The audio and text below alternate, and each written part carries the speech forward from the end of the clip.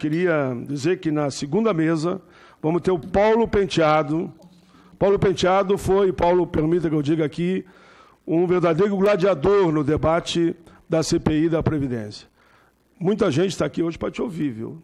Pode crer isso. Os teus números foram estavam no palco do debate desse tema lá no meu estado. Queria dar uma grande salva de palma ao Paulo Penteado, assessor especial da Associação Nacional dos Membros do Ministério Público, ONAMP, e foi um dos assessores que nos ajudou muito na CPI da Previdência. Todos, cumprimento a senadora Regina Souza, presidente dessa comissão, vice-governadora eleita do estado do Piauí. Cumprimento o meu amigo senador Paulo Paim, reeleito para esta casa. Esta é uma tranquilidade para todos nós, senador.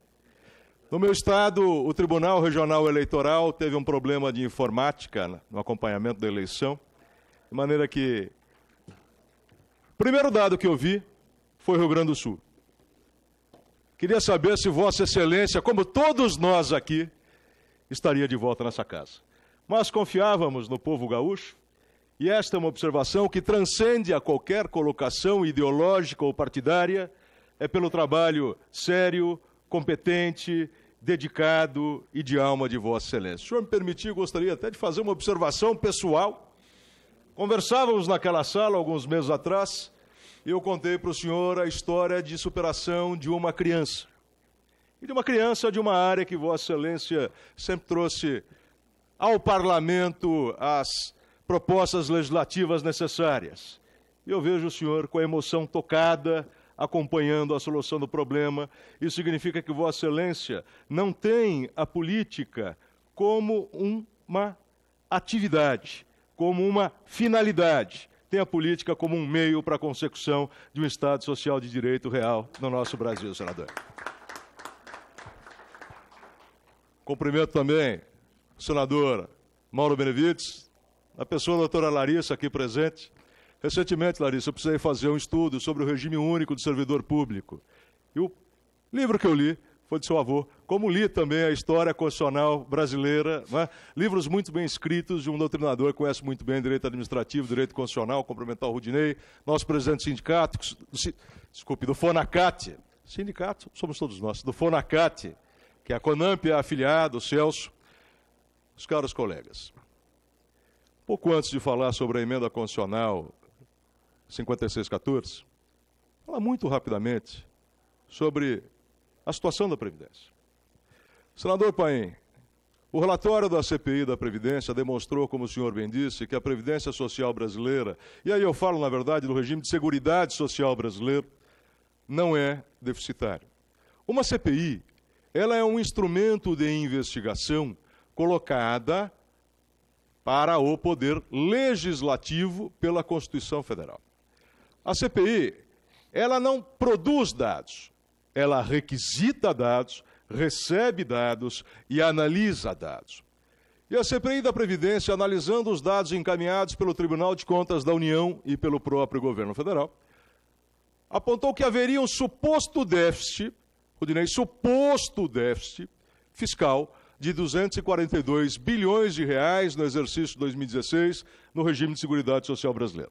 E esses são os dados professados para a sociedade, mas sem que o outro lado, que é o mais importante e o mais simples de resolver, seja mostrado. Qual lado? Somente a DRU, senador Paim, drenou da Seguridade Social brasileira em 2016 92 bilhões de reais. Mais importante que isso, a CPI conseguiu a revelação dos dados sobre as isenções da Seguridade Social. Em 2016, foram 144 bilhões de reais de isenções da Seguridade Social. Isenções significa deixar de cobrar aquilo que não é tecnicamente, Mayra, mas que coloquemos como tributos em favor de grupos econômicos que deixaram de entrar nos cofres da Seguridade Social.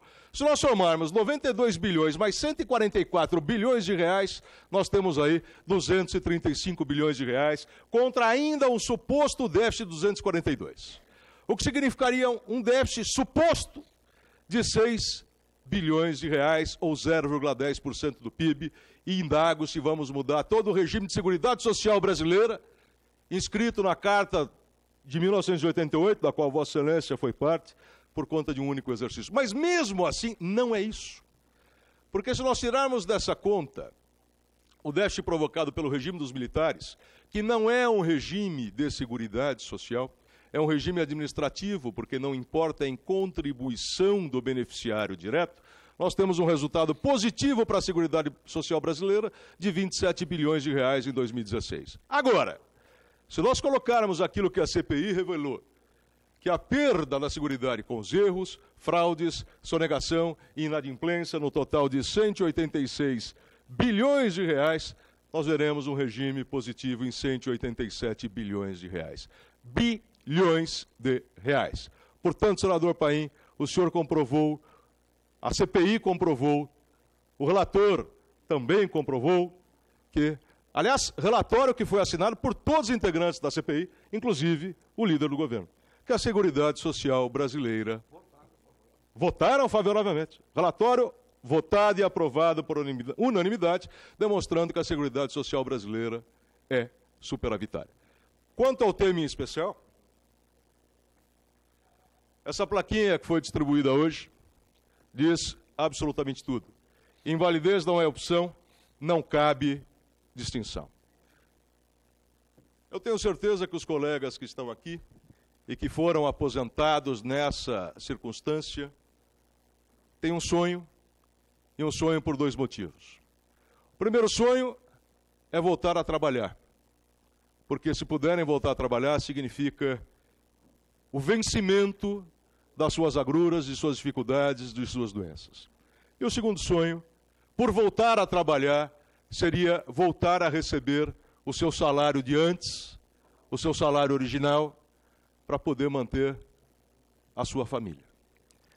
O direito ele não pode criar situações de absoluta injustiça material. E veja, senador, essa era uma garantia do servidor que ingressou no serviço público antes da emenda constitucional 41.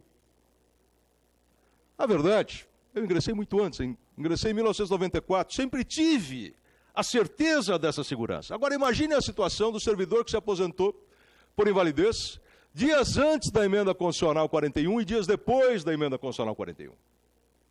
Um teve preservada a sua integralidade e paridade e outro não. Talvez por 6 ou 7 dias que medeiem essa situação, criam possibilidades absolutamente díspares, o que significa uma injustiça material. Não só uma injustiça material, senador, mas uma ofensa também a um primado constitucional, que se não é do direito jurídico, não é do direito adquirido, é da segurança jurídica. Está lá no artigo 60, parágrafo 4º da Constituição. A alteração constitucional não pode trazer ao administrado e à sociedade a insegurança jurídica. Mormente num tema tão relevante como esse de seguridade social, onde deveria estar vigente um princípio da irretroação do avanço do direito social. Pois as situações de fato já foram aqui trazidas por muitos dos que me precederam, acho que não há necessidade de reproduzir todos esses elementos, mas entender que essa aposentadoria, ela não se deu por uma opção pessoal, ela foi uma necessidade. E mais do que isso, entender, doutora Larissa, a senhora colocou muito bem aqui, são 2.000 fatos que podem levar à aposentadoria, enquanto 10 estão normatizados. Esta não é uma situação propriamente jurídica, esta é uma situação médica. Deveria ser a perícia médica a indicar a possibilidade ou não da aposentadoria integral e paritária, e não a norma, até porque a norma, como você bem colocou, Antônio, pode falhar. Ela pode trazer uma imprecisão tamanha de conteúdo que leve à situação de absoluta injustiça. De maneira que a aprovação, está aqui o nosso caro presidente da Anfip, a aprovação... Seu lugar está guardado ali, sabia que você ia chegar em tempo. A aprovação da PEC 5614, ela é o resgate da cidadania, ela é resgate de uma situação juridicamente devida. Por fim, senador, uma coisa importante a dizer talvez nós tenhamos a volta do debate da PEC 287. Mas há um ponto muito importante. Um senador e um deputado federal foram ao Supremo Tribunal Federal e impetraram o mandado de segurança de número 35535 para fazer valer aquilo que está escrito na Constituição Federal.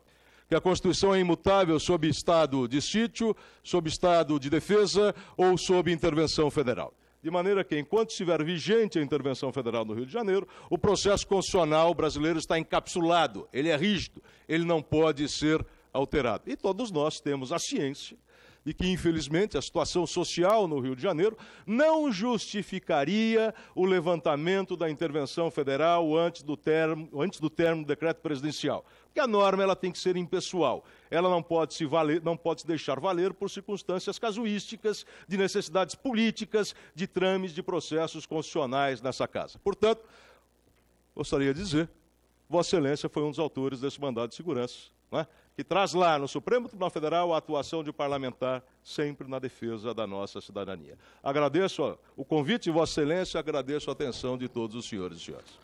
Tudo bem, isso foi Paulo Penteado, assessor especial da Associação Nacional dos Membros do Ministério Público CONAMP, que na CPI da Previdência foi fundamental para provar que não há déficit, que o problema é de sonegação, combate à corrupção e, naturalmente, de gestão.